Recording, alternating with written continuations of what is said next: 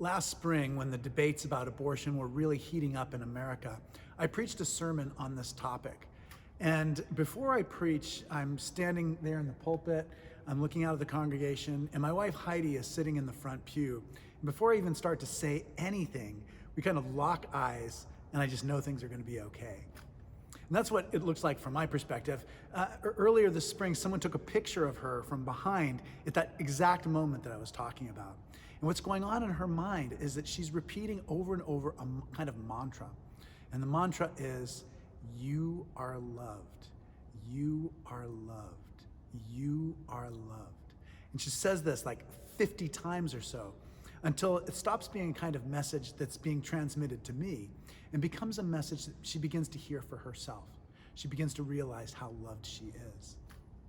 In Grace Cathedral, we have so many amazing stained glass windows, and one of my favorite ones shows a picture of Jesus as a boy. So he's a boy in the temple, and he's listening to the elders speak. And so they're all lined up in front of him, and they're speaking. And so you just see Jesus from the back, but you see their faces. And I wonder if they taught Jesus with the same kind of love that we teach our children. And then above that, in the stained glass window, is a picture of Jesus being baptized. And as Jesus comes out of the water from being baptized, he hears a voice from the heavens, from God, saying, "You are my son, you are my beloved." That love is such an important part of Jesus's ministry. In a way, the reason we even know who Jesus is today, 20 years after his death, is because he became known for the depth of his love. He became known as somebody who loved outcasts, who loved foreigners, who loved misfits. He was someone who even taught that we should try to learn to love our enemies. And I oftentimes think that this may come, his most powerful attribute comes from knowing that he himself is loved. Knowing his love, knowing that God loved him so completely was made it possible for him to be such a loving person himself.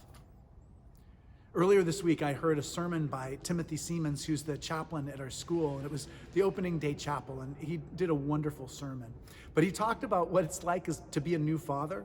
On Monday night at 3 o'clock in the morning, he woke up and had to change his daughter's diaper, and he was looking at her and holding her, and he said he was looking at her with the gaze of love. And that's something that every parent understands so well, this feeling of being just swept away by this feeling of love, this incredible depth of connection with another person. So I'm hoping and praying that wherever you are, you too are both experiencing the gaze of love, where you're able to look in someone and really care for them and love them. And I'm also praying very much that you know what it is to be loved, that you know that you are loved by God, and you are loved, and that love can make you capable of doing extraordinary things. My name is Malcolm Clemens Young. I'm the Dean of Grace Cathedral here in San Francisco, California. Thanks for watching. More good news.